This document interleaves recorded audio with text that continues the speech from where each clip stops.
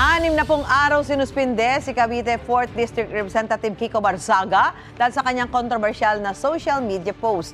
Inutusan din si Barzaga ng Kamara na burahin ang mga naturang post sa loob ng 24 oras. Ang sagot ni Barzaga sa kanyang suspensyon sa unang balita ni Darlene Kai. Kayo po na nakaupo, subukan nyo namang tumayo. At baka mamyaw-meow-meow. Good afternoon. Good afternoon, Kiko. Musta na yung kaso ni Tito Romualdez mo? Yung ano pala? Oh, ayaw sumagot. Ayaw sumagot, natatakot. Huwag ganyan, boss. Huwag ganyan. Nagalit na si Rep. Garin. Naging kontrobersyal si Cavite 4th District Representative Kiko Barzaga sa mga video na ito na siya mismo ang nag-post sa kanyang social media pages. Mga post din ni Barzaga ang basehan ng committee report ng House Ethics Committee na pinagtibay kahapon sa plenaryo. Inirekomenda ng komite na suspindihin si Barzaga dahil sa ilang social media post niya na umano'y malaswa, nakababasto sa ibang opisyal ng gobyerno at nagsusulong ng pagkakawatak-watak.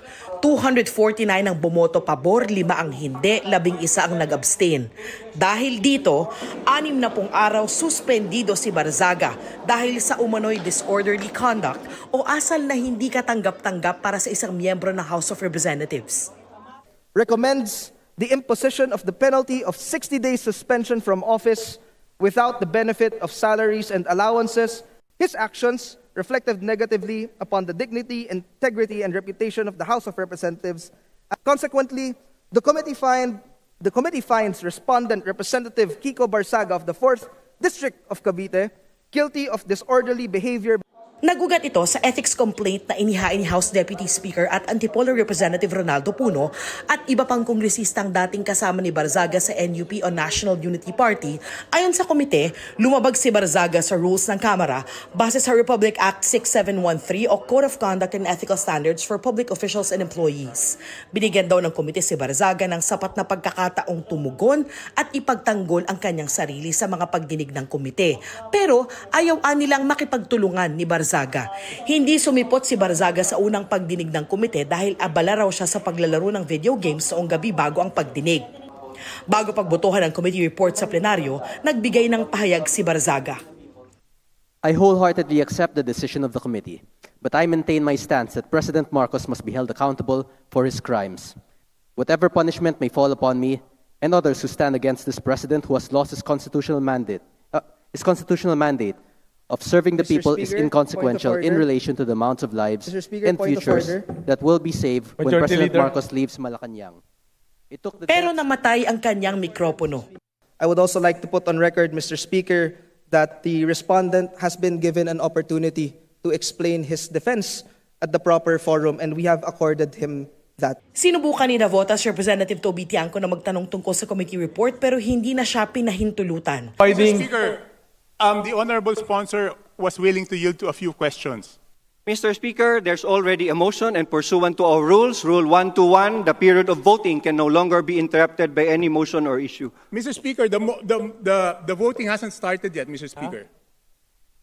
Mr. Speaker, I do not hear the chairman yielding to any more questions. So after the 27 pages of the committee report, Mr. Speaker, Honorable Tiangco, let's allow the members to decide on a question of discipline. If they agree, they will vote yes. If they do not agree, they will vote no. So let's hear the members and call the roll of members.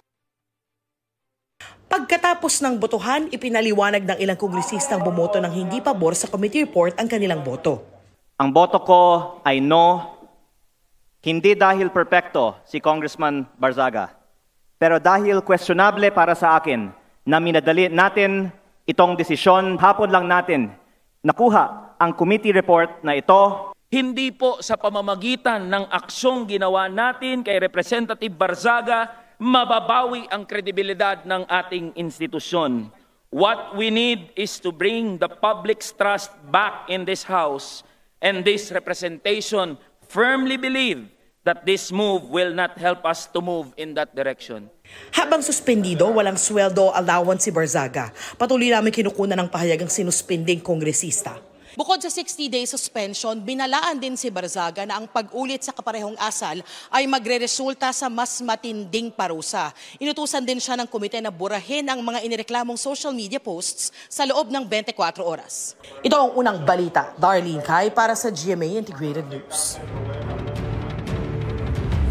Gusto mo bang mauna sa mga balita?